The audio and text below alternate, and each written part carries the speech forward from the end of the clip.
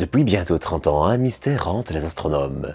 Il manque de la matière à l'univers, et pas qu'un peu. Si on regarde, c'est presque la moitié de l'univers qui semble invisible, alors qu'elle devrait être là tout autour de nous. Mais il y a quelques jours, grâce à une découverte européenne, on a enfin trouvé la matière manquante de l'univers, et ce grâce à un télescope qui est entre guillemets à l'agonie. Bon allez, je vous raconte.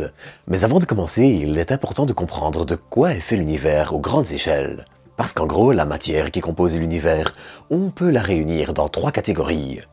D'abord, on a les étoiles, comme le Soleil, leurs planètes et tout ce qui gravite autour, qui comptent pour environ 7% de la matière connue. Ensuite, on a le gaz galactique que l'on trouve où ou dans ou à proximité des galaxies.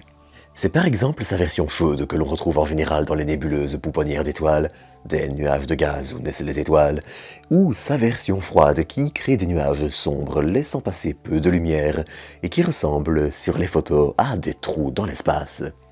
Et puis, on a aussi un peu de gaz qui se balade dans les amas galactiques à proximité directe des galaxies. Ce gaz-là, de son côté, il représente 10 à 11% de l'univers et le restant, eh bien, il forme des structures gigantesques dans l'univers.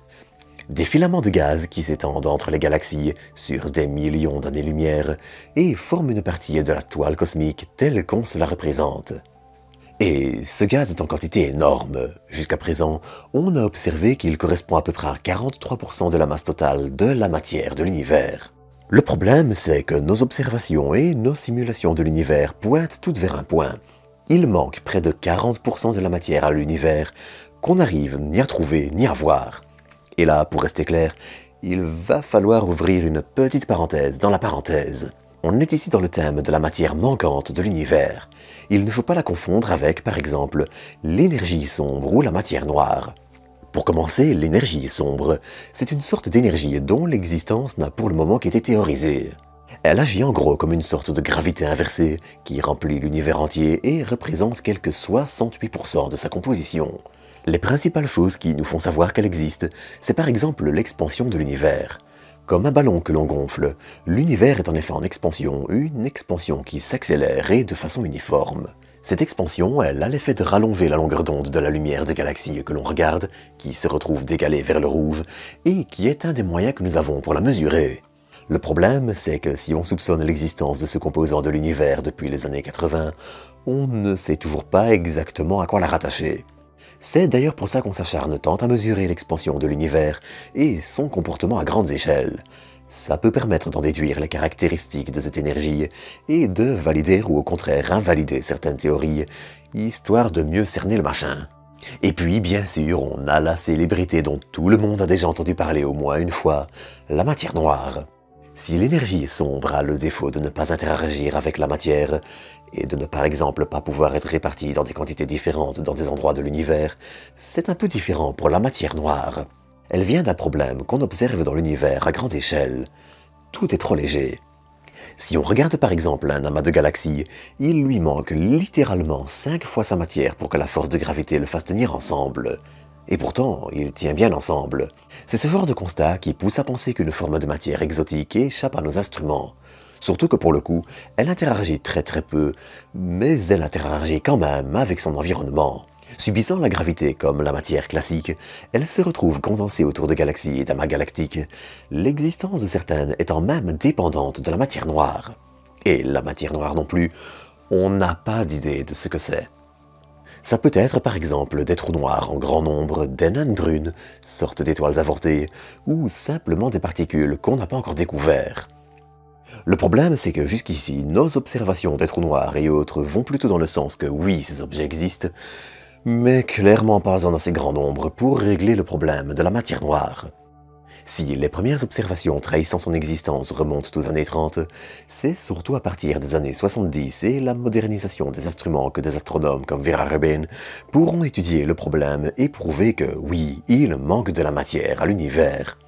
Mais la matière noire et l'énergie sombre restent des sujets complexes, mal compris, et sur lesquels beaucoup de désaccords existent.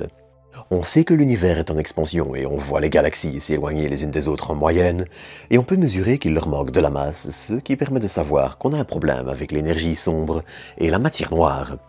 Mais il faut bien comprendre que les termes matière noire et énergie sombre, ça ne désigne pas des solutions magiques ou des choses du genre.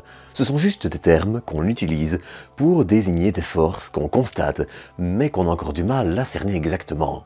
Alors attention, cette phrase est un peu réductrice, mais ça permet de se faire une bonne idée du schmilblick dans l'ensemble. Et ce n'est pas tout. Jusqu'à présent, il restait encore un troisième problème. Il manquait près de 40% de la matière classique qui représente, elle, 4% de l'univers seulement. Et cette matière manquante, eh bien, elle vient d'être découverte. Alors, cette découverte, elle a été rendue possible par deux instruments. D'un côté, le télescope spatial XMM Newton. Lancé en 1999, le télescope spatial observe principalement en rayons X et, disons-le, c'est un instrument qui a permis une longue liste de découvertes dans le système solaire jusqu'aux confins de l'univers. Évaporation de l'atmosphère martienne, la naissance des étoiles, les trous noirs, tout était un peu passé sous ses miroirs lors de ses 25 ans de bons et loyaux services. Malheureusement, l'instrument est aussi en fin de vie et devrait cesser de fonctionner vers fin 2026 si aucune extension de mission n'est possible. En tout cas, il a mené des observations combinées avec le japonais Suzaku, lancé en 2005, et lui aussi centré sur les rayons X. Et c'est important. Suzaku est un instrument qui ne voit pas énormément de détails, mais a un champ de vision assez large, et XMM Newton, de son côté, a un champ de vision assez étroit, mais qui voit beaucoup de détails.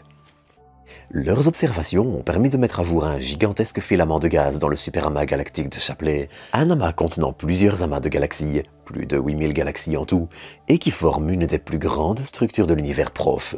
Enfin, on a 650 millions d'années-lumière, donc une distance qu'on met 650 millions à parcourir en allant à la vitesse de la lumière, soit 300 000 km par seconde. Donc bon, proche, ça reste relatif, mais bref. Ce gaz connecte 4 sous-amas galactiques entre eux à travers un filament large de quelques 230 millions d'années-lumière. En tout, il représente près de 10 fois le poids de notre galaxie, la Voie lactée, pour 230 fois la longueur. Mais surtout, il est chauffé à quelques 10 millions de degrés, et ça ne date pas d'hier. Cette chaleur a probablement été emmagasinée il y a des milliards d'années lors de la formation des galaxies, lorsque chocs, champs magnétiques intenses et jeunes étoiles étaient monnaie courante. Ce qui est contre-intuitif, c'est qu'on se dit qu'il aurait dû refroidir. Sauf que, à partir d'environ 10 000 degrés, le gaz est tellement chaud qu'il n'arrive plus trop à évacuer son énergie, et comme le milieu intergalactique est très vide à part ce gaz, aucun échange thermique n'a lieu et ces atomes restent extrêmement chauds. Alors ils perdent de l'énergie par radiation évidemment, c'est d'ailleurs ça qui émet la lumière en rayon X que l'on peut capter, mais c'est très lent. Et si on avait déjà de gros soupçons permettant de quasi confirmer l'existence de ces filaments depuis les années 2010, les observations menées ici permettent de définitivement trancher sur la nature de la matière manquante. Depuis longtemps, nos simulations montrent qu'elle se cacherait sous la forme de gaz chaud, émettant surtout des rayons X, et formant des filaments entre les amas de galaxies. C'est donc enfin confirmé, c'est un mystère vieux de près de 30 ans qui vient de se dissiper. Et surtout, ça montre aussi que nos modèles cosmologiques étaient entièrement dans le bon, et ça, eh bien, c'est aussi une bonne chose. Si on n'est jamais à l'abri de devoir profondément les revoir à cause d'une découverte inattendue, le fait que jusqu'à présent nos observations collent parfaitement avec nos modèles, ça fait plutôt plaisir. Bon, on a bien James Webb qui nous fait un peu douter sur la vitesse précise de la formation des premières galaxies et des premières étoiles, mais ça reste quand même dans le cadre du logique entre guillemets, même si ça aussi je devrais en reparler encore une fois de ces jours.